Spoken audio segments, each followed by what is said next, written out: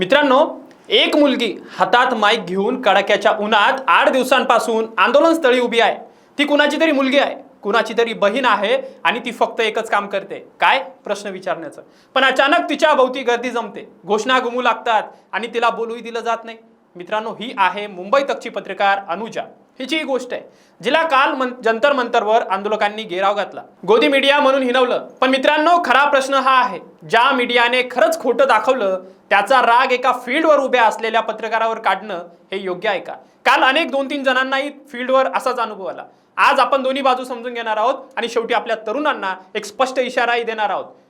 नमस्कार, मी आपला सर्वांचाच मित्र अक्षय दाटेने, आपण बघताय सत्य पे सत्ता। प्रश्न तुमचे, आवाज आमचा। मित्रांनो, आधी हे मान्य करूया, मुख्य प्रवाहातल्या अनेक न्यूज चॅनल्सनी विद्यार्थी आंदोलनाचं जे काही चित्र आहे ते विकृत करून दाखवलं, ठीक आहे। आज आरोप सातत्याने होतोय, एसी स्टुडिओत बसून अँकर्स ओरडून सांगत होते की आंदोलन देशविरोधी आहे, विद्यार्थ्यांना थेट देशाचे तुकडे करणारे ठरवलं गेलं, फॉरेन फंडिंगचा अँगल सुद्धा दाखवला गेला, मान्य आहे। जॉर्ज सोरोस, चीन कनेक्शन, अगदी CIA कनेक्शन पर्यंत दावे झालेत, AI चे बनावट व्हिडिओ सुद्धा बनवून झाले। पण याच वेळी सोशल मीडियावरचे जे काही व्हिडिओ आलेत, वेगवेगळ्या इंस्टाग्रामवर असेल, फेसबुकवर असेल, ते सत्य वेगळेच दाखवत होते। आंदोलक विद्यार्थीच पोलिसांना झोमॅटो स्विगीवरून जेवण आणत होते, म्हणजे आंदोलक जे विद्यार्थी होते ते पोलिसांना जेव घालत होते।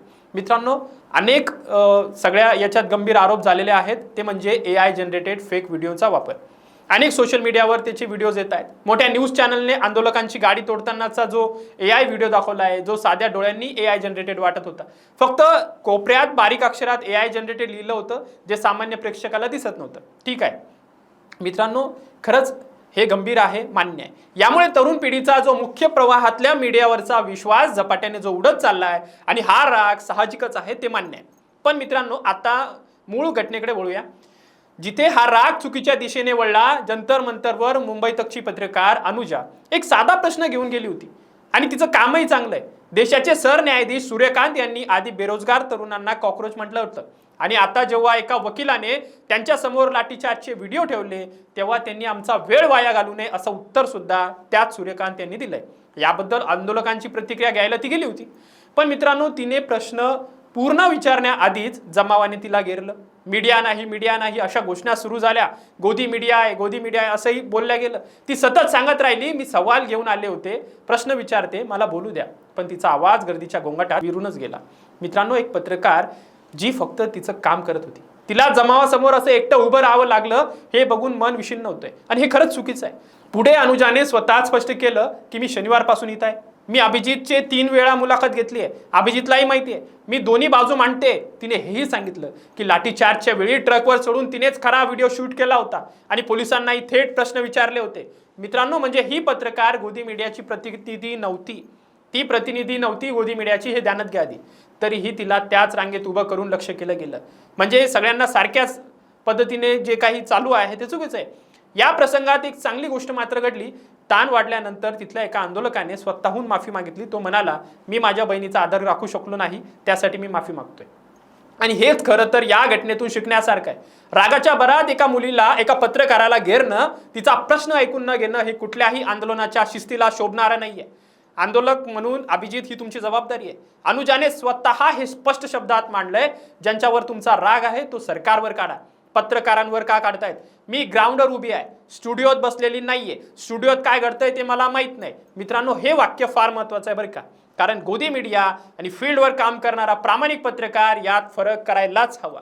जे फील्डवर काम करतायत, स्थानिक रिपोर्टिंग करतायत, तुमच्यासाठी आम्ही बातमी देतोय आणि त्यांच्यासाठी तुम्ही असा आदर राखणार, हे चुकीचं आहे। आता आपण दोन्ही बाजू समोर ठेवूया। आता एका बाजूला हे खरं आहे की काही न्यूज चॅनल्सनी खोटी बातमी दाखवून, AI व्हिडिओ वापरून, फॉरेन फंडिंगचे बिनबुडाचे आरोप करून आंदोलकांची बदनामी केली, ठीक आहे। पण ते किती बोटावर मोजण्या इतके आहेत बरं, त्याच्यामुळे तुम्ही सर्वांना सारखं समजणार का?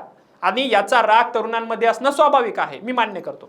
पण दुसऱ्या बाजूला हाच राग क्षेत्रावर काम करणाऱ्या पत्रकारावर, जी स्वतः सत्य दाखवण्याचा प्रयत्न करते, तिच्यावर काढणं हे पूर्णपणे चुकीचं आहे। मित्रांनो, पत्रकारिता हा लोकशाहीचा चौथा स्तंभ आहे। जर आपण चांगल्या आणि वाईट पत्रकारितेत फरक न करता प्रत्येकाला एकाच तराजूत जर तोलून गोदी मीडिया म्हणून हिनवायला लागलो, तर उद्या मैदानावर सत्य दाखवायला कोणताच पत्रकार येणार नाही आणि मग खरी बातमी कोण आणणार, हाच प्रश्न आपण स्वतःला विचारायला हवा।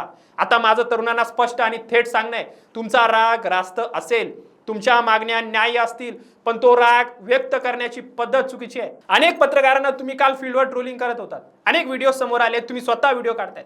तुमच्याच आंदोलनाला त्याचा फटका बसतोय हे ध्यानात घ्या. एका पत्रकाराला घेरणं, तिचा आवाज दाबणं हे कॅमेऱ्यात रेकॉर्ड होतंय आणि उद्या हेच व्हिडिओ वापरून गोदी मीडिया तुमच्याच आंदोलनाला हिंसक ठरवायला मोकळी होणार हे ध्यानात घ्या मित्रांनो. म्हणजे रागाच्या भरात तुम्ही स्वतःच्याच हातांनी शत्रूला एक शस्त्र आणि आयतं खोलीत देता हे ध्यानात घ्या. आधी तुमची लढाई सत्तेशी आहे, व्यवस्थेशी आहे, मान्य आहे. खोट्या नरेटिव्हशी सुद्धा तुमची भांडणं आहे. एका मैदानावर उभ्या असलेल्या पत्रकाराशी नाही, तर शिस्त हीच तुमच्या आंदोलनाची खरी ताकद असते आणि ती शिस्त जर मोडली की तुमचं नुकसान होणारच आहे हे लक्षात ठेवा मित्रांनो. शेवटी एवढंच सांगेन, गोदी मीडियाला जाब विचारा, त्याचा खोटारडेपणा उघड करा, मान्य आहे, पण प्रत्येक पत्रकाराला एकाच रांगेत उभं करून त्याचा अपमान करू नका. सत्य दाखवणाऱ्या पत्रकारांच्या पाठीशी उभं राहणं ही तुमची काम आहे. हीच खरी लोकशाही आहे.